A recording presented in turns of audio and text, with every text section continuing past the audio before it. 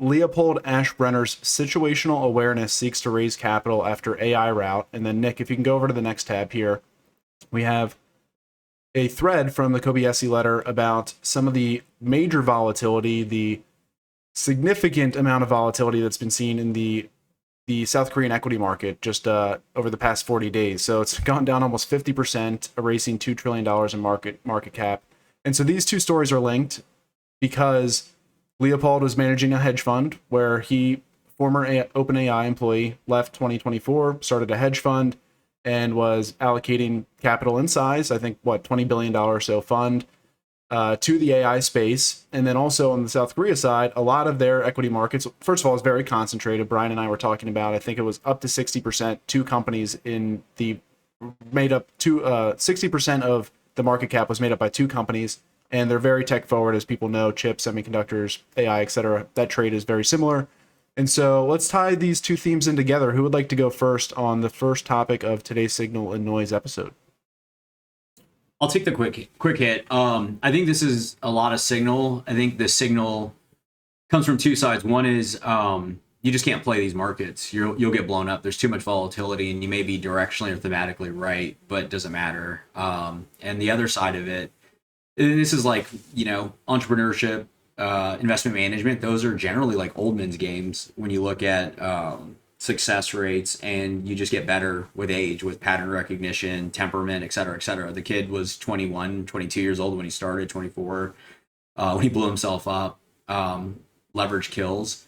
I think the other side of the signal, though, is he was absolutely right as well. The core of situational capital was this dude, along with others, were inside of the Frontier Labs. They recognized his whole thesis of the fund was that ASI, artificial superintelligence, would be live by 2030. And so he just made bets across every field that it would touch, all the way from semiconductors, Frontier Model Labs. His girlfriend's actually, I believe, the chief of staff at Anthropic, so he probably has some nice inside information. Other aspects of the stack, including he was a large investor in a lot of the public miners that were pivoting to AI. So he was crushing it. But again, a 24-year-old is going to naturally use leverage, naturally not know how to manage risk. And so, yeah, of course, he blew himself out. And then Ken Griffin probably was behind it or a part of it. And now they own a large part of his portfolio. Yeah, the Ken Griffin component is hilarious to me. Earlier this week, he was proclaiming that, Citadel thought that there was going to be a rate hike this week that sort of exacerbated the volatility in a lot of the stocks that situational awareness was allocated to, and then he comes in and scoops the bag. But generally, I agree with your sentiment, Michael. I think this is a massive signal, mainly because it's like, one, it's a sign of where AI stocks in the market is right now in terms of, he himself was 4x leveraged. You could look at the CapEx spend and all the debt that these companies are taking out as its own form of leverage. So the whole complex is highly levered to, ASI coming to fruition. And to your point, he's right. But the bigger takeaway is like, this is kind of a tale as old as time in terms of Wonder Boy, Boy Genius, the further context on like the fund started at like 1.5 billion and he grew it to, I think at the peak, like 24 billion. So like, 2000% returns. He was up 300% year to date through the end of May. And yeah, it's a story about money management, portfolio management, and youth effectively. Like, you could be totally right about your underlying theses on all these names and sort of the trajectory of the space, but managing money is a different game, a different story, and so a lot of signal to be gained about just the current moment of markets, but also like historically, like this tracks. This is a tale as old as time. Yeah, I would completely agree. I think that Leopold and situational awareness getting blown up just shows that you can be directionally right on a trend and still positioned wrong. And so what I mean by that is we see every single Bitcoin bull cycle that there are folks who get super excited about where Bitcoin's going and they're directionally right that the price is going up, but then they either get greedy and try to get extra yield on their Bitcoin on Celsius or go with leverage, and ultimately that in 99.9% of the time they end up with less Bitcoin overall. I think there's something similar here where he was directionally right on the trends of where AI was going, but by getting overly greedy, he ended up with having to sell the firm. I think that, it's just significantly better to, if you even have a thesis, just to DCA into any type of position that you have, as well as DCA out and not take on leverage, because the QQQ is only 10% down from its all-time high, and the fact that he got liquidated is a lesson in capital management. Yeah, I mean, it's an interesting sequence of events. Brian, you touched on most of it. And then just to round things out, so Citadel did acquire his entire portfolio today. You mentioned kind of... Is it the entire? I thought it was just a public portfolio. Oh, the public, Probably, yeah, the probably public just portfolio. the public. Because he has Anthropic sitting in there in the private. It's the public, the public companies.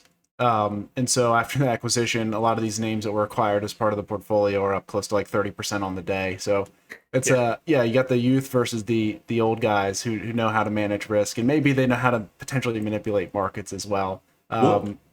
One other quick thing that ties into your conversation that you brought up yesterday on Last Trade is like he could have just bought gold and chilled and like been up or gold and Bitcoin, because I think what was it, start like 3 or 4 years ago, he'd be in a nice spot. Well, that's why I think this is noise, because first of all, he can't manage risk. Obviously, he is incredibly ahead of where everyone on this show and where most people are in terms of understanding these technologies and knowing where they're going to go. But it doesn't make you a great trader just because you have that background, right? And so managing risk is a totally different game. And this is just a testament to, well, if you're up 300% year to date, maybe you kind of reallocate portfolio or at least protect your downside. He didn't do that, and now has essentially lost all control of the fund, at least on the public equity side. And I would say, the noise is the fact that all these people who participated in the fund probably don't have, I mean, they're obviously high net worths and institutional investors. I don't know the exact cap table, but these are people that are also just chasing a trend here. And ultimately, I would tie it back to the fact if you have a better form of money, you save in it, you don't necessarily need to be chasing the latest and greatest hype on the equity markets. And so that's ultimately what I would like to get back to over a long time horizon, is people don't need to become professional investors. And mainly because I think the core aspect of all this is the game. To his credit, the game's rigged. Like, the game's just fundamentally rigged. I mean, Ken Griffin, we could look at Citadel and Robinhood. You just get stopped out of positions because the wind blows a different way. There's not necessarily, I mean, and maybe it's saying what you're saying from the beginning about you can be direction right and get blown up, but it's like, it doesn't even necessarily have to be the free market that's blowing you up. True. Yeah.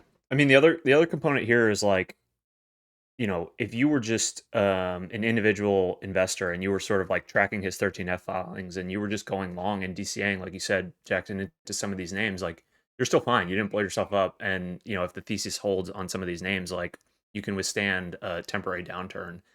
So it speaks to portfolio construction aspect, but also like the opaque nature of a hedge fund, right? Like, no one knew what his leverage necessarily was at any given time. And if you're just looking at like long only positions, then like probably would have been fine holding through this volatility. All right, let's get into the next topic here.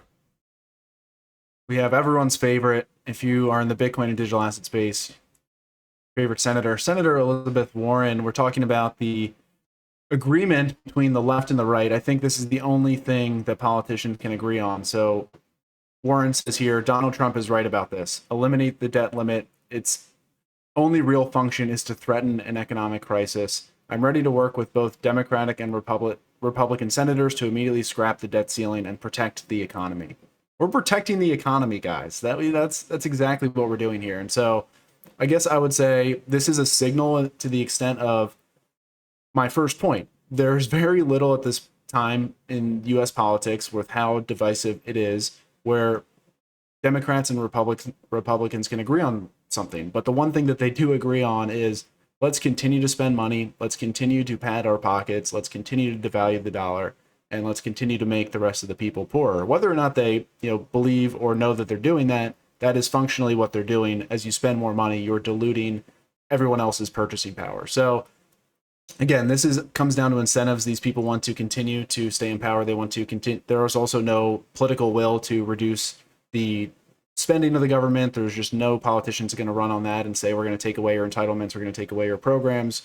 And so this is just kind of the natural function. I think ultimately this would be potentially a good thing to accelerate where we're, I think, inevitably going, is if you start to get rid of some of these facades of, oh, we have a debt limit. Well, it's been increased, I think, like 60 or 70 times over the past 50 years. I forget the exact number. So it's really there for show and nothing more. So maybe if you start to just go fully in onto the debasement and the devaluation and the debt of this, this issue, then maybe people start to come to a conclusion that this really is a facade. It really is monopoly money.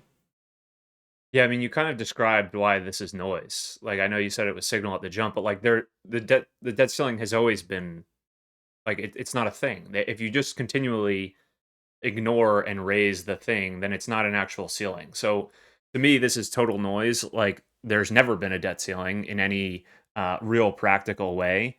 I guess it's fair of her to be like, let's stop pretending there is one, if that's kind of her point here. That's not necessarily how she's articulating it, though. She's kind of framing it as, there is this ceiling that we're battling with, so we should just get rid of it. But it's like the actual argument is like, it's never existed, so why are we even pretending there is one?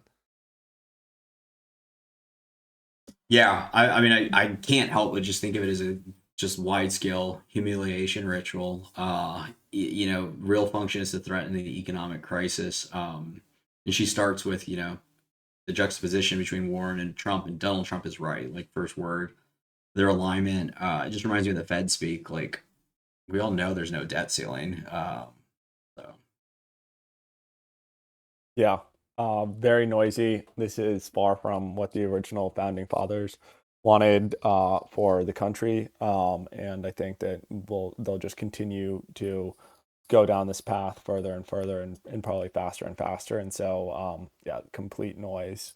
the one notable thing with all of this is it just adds to the like notion of how ephemeral the debt is, and it's kind of part of why I don't like talking about it. And like we've had a lot of pods and we talk about like the debt to GDP and like growing and never getting paid and never being paid back. But I feel like anybody that has any semblance of understanding or hearing about the debt or the debt ceiling know it's all just like a fugazi, and so they just continue to not worry about it. When in reality, there are real liabilities owed, and there's real like problems with who's going to pay that debt, how is it going to be managed in the future. So it's just like this thing that you add to it, you add to the noise, which just puts more and more people in a state of just like, what does it matter? Look, I would say like the tell here though, if you emphasize this one part of her post, its only real function is to threaten an economic crisis. This is like an omission, whether it's intentional or not, that if we don't continue to create more and more debt, this entire credit economy just collapses, right? And so that is the actual crisis, is the fact that there needs to be this ever extending debt ceiling, because it's all just kind of a fugazi economy, and then markets implode and credit, everything, just goes belly up. So that's the most important part to me. But at the same time, the other side is also an economic crisis of continuing to increase the debt ceiling, and the fact that housing is so much more expensive than it was over any time period. Same with food inflation, etc. So you're damned if you do and damned if you don't. Right. It's more of an acute crisis, right? If you don't continue to extend the debt, versus if you do, then you're just continuing to make people poor. Liam, I liked your point. Then we can pivot onto the next topic. Was far from the founding fathers. I can't help but imagine Elizabeth Warren has not been on a bender in a very long time. And so if we were going to get back to the ideals of the founding fathers, we'd have to course correct there in terms of alcohol consumption. So let's move over to the next topic here. Fauci. Has anyone heard of this guy before? Everyone's been talking about him. I actually, Do you remember when they gaslit people to believe he was sexy? Do you remember that? Kind of. He was like on The View or something. They were like, this guy's like the coolest thing, Maybe he did put that in the journal, though. People were calling him. I'm sure there's some stuff in the journal about that. But yeah, let's talk about Fauci. Michael, I actually don't even know the full story or what has been covered this week, because contrary to your belief, I actually do work. But that's beside the point. We could have a private conversation about that. Brian, why don't you kick things off? It's not that you don't work; it's what you work on. Is it of the highest priority? is the main issue. All right. Let me tee it up. So yesterday there was a hearing before the Senate Homeland Security and Government Affairs Committee, chaired by Rand Paul, who had actually subpoenaed Fauci to appear. And so During the hearing, Fauci basically declined to answer anything. He pled the fifth to all of the questions from Paul and other senators. The backdrop of this is that days earlier, Rand Paul had released 1,000 pages of Fauci's private diary entries covering December 2019 through 2022, accusing him of covering up COVID's origins. Paul posted the documents over the weekend, pulled them Monday evening, then reposted them on Tuesday with redactions. And basically, there's a lot of like admissions in there that of what we kind of already knew, that one, Fauci, contributed to gain of function research and, in all likelihood, where COVID originated in a lab, and he actively tried to cover that up. He also actively lied about basically the death rate or whatever it's called in terms of COVID and it's spreading and killing people. And so there's a lot here, but if you have the tweet pulled up that I shared, like the signal to me around this is what Hans is saying here, where this sort of event, this hearing, the whole Fauci ordeal is kind of a microcosm of like a broader information crisis, as he calls it, where people in this country like believe totally different realities about certain events, particularly around COVID and this Fauci story, where people are saying like, poor Fauci, like he's getting grilled on Capitol Hill because he was just trying to do the right thing. Like people believe totally different things about not only the origins of COVID, but like the character and integrity of this guy. And it's a scary situation in the sense that like I don't know how you come back from this in terms of like the massive sort of chasm between what people believe to be real. And he also points here to like, information sources, right, are at the crux of this, where like, a lot of people aren't on Twitter because they hate Elon. And so they don't actually ingest the same information that other people do. And they watch mainstream news and are fed propaganda for years about this particular story. And so it's a scary situation. And yeah, the clip he's retweeting is like some TMZ guy being like, just basically like feeling bad for Fauci after this hearing. Yeah, it's a good recap. You said the key thing there about ingest or ingesting, just like your natural food diet is important, the information diet is just as important. I remember over 10 years ago, before having any children, always thinking, knowing school, knowing status or place in the world, realizing the only thing that would matter from a kid's perspective was, and this is true for everyone, but specifically kids, is like how to find information and then ultimately how to discern it was true. And this was pre-AI. This is just like on Google because of the amount of craziness already there.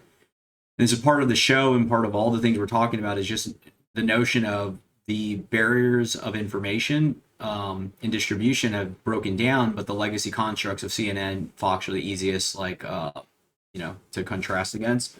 That most people still, or at least over a certain age, get that information. And there's just fissures in different parts of the world, and specifically the United States, when it comes to even Fauci and where he sits, and all these things aren't even if you saw them or heard them, you wouldn't believe them. And then there's others that have always understood that. And I think it breaks down into like why this show is important, why we do it, but also ultimately just thinking about capital and how you manage money. All these things we talk about, Fed gaslighting and the inflation rate and debt ceiling. Like this is a legacy world propagating, nonsense, and there's incentives at play. And in this future world, it's all going to be, including today, not just the future, how you find information, and then ultimately how do you triangulate on what's the truth and what's not. I think that's well said. I think that going back to how people have really are in these separate bubbles, I think that's only going to really accelerate with the further dispersion of AI. Obviously, there will be some people who go solely to frontier models, and there are a handful of them. And ultimately, it's tough to see a world in which there isn't at least some sort of narrative coming from the government at some point in time to push X, Y, or Z thing. It may not be something like COVID in the future, but I think that is a very real possibility. And so I do think it's very important to make sure that people have their own open models and can train and use data as they prefer. I do think that the other point is just this is a little bit of noise because it's like they're not going to do anything about it. There's ultimately no real plan to change how the healthcare system works, any sort of funding, and there's going to be no responsibility that happens from this, which is unfortunately just how we kind of see our government continuing to operate. Yeah, I would say this is a huge amount of noise, because this could have been another story with like some hearing for someone else that on the, on the other side of the information diet doesn't really like. I feel like all the hype around this, or all the discussion around this, was just people saying, "Oh, Fauci got owned. He just pled the fifth for however, like 100 times or however many times it was." It's like, yeah, I mean, this is just a testament to how broken things are. Whether it's politics, it's money, it's information, it's only going to get worse. But it is just incredible how divergent those narratives and those bubbles are. I actually remember in early 2020 myself, before kind of going down a number of different rabbit holes, actually seeing Fauci for the first time, I was like, oh, this guy seems well intentioned, right? Like, for me, very, very early on, like maybe February or March. And then it took maybe another month or so for me to start digging in and be like, okay, well, this seems a little bit strange. But you can imagine that most people never really spend any time to go beyond that. And so you have this now worldview where like one side vehemently hates this guy, and anything negative press about it, everyone jumps on it. And then there's another side of people who think that this guy like saved us from something much worse. There's an really important part here of tying it back to the money, and it's specifically the understanding of money, because doxing myself, like pre-Bitcoin, this was 15, 16, 17, working at Google, you start to go down the sentiment that believes around Beyond Meat, what is it, Beyond Meat, which is the fake meat? Yeah, Beyond Meat, and like Teslas and all this stuff. And then once you go back and understand what money is from first principles and proof of work and how it doesn't grow on trees, and you go down whether it was like, you can be gold mining, you have to come to the rational consequences of how these things from first principles like derive. And then everything starts to become a lot clearer, and then you can remove a lot of the biases. And I can't help but think about like the treasury company stuff, because there was no shortage of people that listened to the pod and they got annoyed by one thing. So it's like all the signal is there, but then the DAT stuff was where the noise came, and bias is inherent to it. But you can actually fix that bias if you actually recognize from first principles, like, what is money, how does it derive, because then everything else starts to like go from it. And so I think a lot of people just benefit to understanding deeply. There's different angles of understanding, money, but I think this is another component that just helps remove some of the natural bias to like want to put your head in the sand with these things. Yeah, for sure. All right, let's get over to the next topic here. All right, so what do we have here? Jackson's like on an airplane. I don't know if people are going to hear it, but just like... Oh, no. Are you hearing that? Is it being picked up? All right, Who wants to tee this one off? Liam, probably. Or Liam, you got this? Sure. Nick, can you scroll up just a little bit? It looks like... Producer Nick. The tweet that's pulled up on the screen is, just today I've already seen Whisperflow, Granola, and Whoop all reverse engineered and open sourced with a fully free version. Very interesting to see what's happening.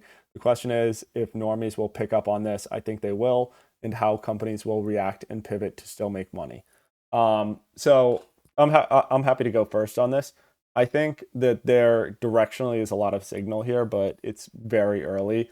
I think that everybody on this call and probably a lot of people listening have tried to create some of their own tools, which have probably taken a little bit more time than they would have anticipated, either probably not so just to create, but to maintain over time. And there is a lot of value of just buying something out of the box, especially if it's a small amount, just to save your peace of mind, and especially just given the opportunity cost that you can have. Where I think that this really changes is a lot. You can see where things are today, but in a future state, there's going to be just the ability for agents to maintain, improve open source over time. And whenever you need a tool, they can just go on GitHub or any sort of search platform and search by number of stars or whatever, and download it themselves. The tough part is really discoverability with all of this, as well as maintaining the tools. Yeah, I think this is a lot of signal. I think software is absolutely cooked. And I think it's a barbell. I think on one side of the barbell will be sophisticated enterprises that will realize, A, why am I paying for this non-bespoke tool when I can make something that's more tied into my firm, and then tie it into other things and potentially own that data. So you can look at Granola as an example. Like, why wouldn't you have Granola tie into your CRM directly versus having to house the data in different places? And then you could probably layer in other things, and you won't necessarily have it to the advantage for Granola or for HubSpot as an example to do it. And then the common rebuttal would be like, well, another firm won't do it or they won't want to. And then that's where I think as you go down that barbell, you're just going to have new enterprises come and build those tools, reduce the cost, collapse them, add more value, because the game theory is tied to them just like adding more value, lower cost, and then pulling those enterprises from a discoverability perspective. And I just think like legacy firms are going to be completely like whacked, and I think we probably don't even see it yet in the public equities, even though we've seen some hits with some of the SaaS, like the Figmas of the world. Yeah, that's well said. I think we've seen little glimpses of it in sort of the software equity space over the past, call it 12 to 24 months. But I would agree that it's still early in this progression. But I do think there's a lot of signal in here in the sense that I think people, both individuals, enterprises, and like market participants, are coming to grips with, you know, the nature of open source technologies as a whole, how they compound on each other, how they can interoperate, and with the advent of agents, how it really like opens the door to this sort of Cambrian explosion of efficiencies. And the natural sort of second order impact of this and signal for like more of a Bitcoin audience is like if open source becomes is having this moment and becomes known as something that is advantaged for various reasons, it stems from that like open source decentralized money would also have value. So I think there's a thread to pull on there. But overall, I would say this is a huge signal, both in terms of traditional markets, but also sort of the open source technology front as a whole. I think this is a signal. I do think it's a very early signal, though, right? Because in this post here, it says the question is if normies will pick up on this. I mean, that is a big question. And I think we tend to forget if we're on this feed, whether it's AI, Bitcoin, just anything on the frontier. You could say like health, business building, entrepreneurship, etc.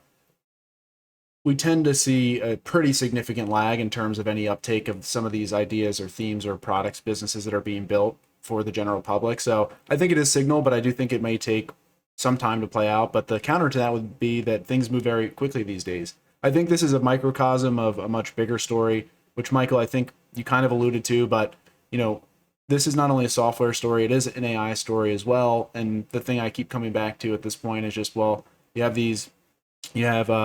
AI, which is threatening software companies because, Liam, to your point, we've built stuff internally, we maintain it. I mean, there's pros and cons to it, but I'd say on the margins, there's going to end up being more pros in terms of reducing costs, owning the data, making it bespoke, adding new product features, whatever ends up making us better, more efficient at building the business.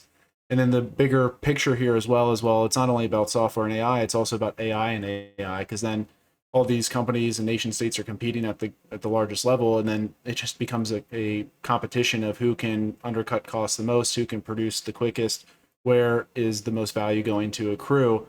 And so I think it's going to put a pressure on a ton of things, in the technology space. I don't know if that ends up meaning like we have a more decentralized future where there are all these types of tools, open source is proliferating, or if things end up more centralized. And I think it really depends on the consumer and at the end of the day, the normies, because that's the largest end market.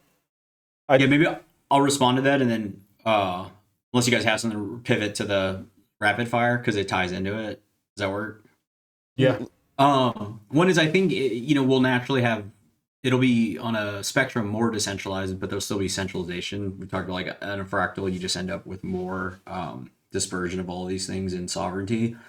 But the thing that I can't help but keep coming back to, and it ties into what we've talked about before, and like when Bitcoin was really going to take off and go into the hundreds, if not millions of dollars, the whole world would look fundamentally different. And you can really feel how that's going to happen, because whether it's, we see this just yesterday, somebody was telling me about the fraud charges they had on their card. They don't know how they did it. We see, fraud coming in to buy Bitcoin. We see the way we can't use our phones. Talk about the internet and the amount of slop. Like, I think people really have to get comfortable being uncomfortable and realizing that the world that used to exist doesn't exist. But let's just go a little bit more tangible. The internet, that the first order of it is not how it's going to persist in the future. And a lot of these technologies, including how software services like Salesforce aggregated and what they look like, all the way to how money is ultimately going to be used, and then the security profiles on it. And so the tangible piece to look at, it's kind of innocent, but Greg Eisenberg, I think, I got to go, but Jackson had shared with me, I think he's a good version of, if you just want your mind to start to get calibrated or lubricated to start thinking about things outside the box, that's a good podcast to go and just follow into any of the pods, because you just start to think about this new world, and it's still early, but it's the worst it's ever going to be today, which is scary because it's the worst today, and it's only going to get stronger. It's only going to get faster, and all these things are only going to accelerate. Yeah, sounds good. Lightning round. What do we? That was my lightning round. Just... That was my lightning round. That was okay. That was it. Yeah. All right. Thank you for that. Brian, what do you got? I'm going to do a shameless plug for my lightning round signal. If you are unfamiliar with the on-ramp terminal, check it out. A ton of signal on there, hundreds, if not thousands of data sets, charts. Started as really a Bitcoin-focused data terminal, but it is in the midst of expanding outside of just Bitcoin. There's a lot of macro data in there around traditional markets as well. And the real value here is that you can get full access to this by creating an on-ramp account. Free tier, you get access to the on-ramp terminal, and you can have fully downloadable data. This is basically value of a data terminal that would otherwise cost you a pretty hefty monthly subscription. You can get it all for free, included with an on-ramp finance tier account. There's also API access there, so you can plug it into your favorite model and start creating charts for yourself there as well. Is this signal or noise? Real quick before we go next. Massive signal. You see this? Oh wait, I don't see what you have up. What do you have? Secretary of Assent says Senate now needs to vote on this landmark legislation. I believe Satoshi once said it best: "If you don't believe me or don't get it, I don't have time to try to convince you." I still think it gets done. Just for record. How many days? What, like 7 days? Don't or matter. Recess? It could be 7 hours, 7 minutes. It gets done. I'll go next. I will say the signal of the week that I saw was on the David Senra podcast, the guy from 37 Signals. I liked listening to him. He does things very differently about how he builds his business, the way that he approaches life, of being able to have fun while still going into and working very hard, and then the need not to tinker and improve things that are working all the time. There's, I think, a lot of need out there, especially with AI, where there's the ability to throw things at the wall and create a lot more complexity, but there's a lot of beauty in minimalism too. So I'd check that out. All right, cool. Mine is real quick, maybe unorthodox, I don't know, but I want to give a shout out to Matt Ball on our team. He released something cool. Speaking of open source software, Abendrot, the free open source Mac app for your circadian rhythm. Check it out. I think we don't want to delegate your health to the state. You don't want to trust people like Dr. Fauci. You got to take control. You have to have sovereignty over your body and your mind. This is something I'm going to check out maybe later today. Your light environment's very important. Michael and Brian like to make fun of me because I go to bed earlier. There's a reason why I do it. Wake up earlier. There's a science, gentlemen, and so that's my signal of the week. Check out Matt Ball's Trust the science. Trust the science. Latest app here. The problem is it doesn't reflect productivity or efficiency, so that's why we make fun of it, not because you go to bed early. As a great man, Fauci I mean, there's a lot said, trust the science. There's a lot of time during the day. How dare you question the science? All right. Thanks, gentlemen. We'll be back next week. Thank you all for tuning in. Have fun, Liam. Come back Later. safe and sound. See you guys.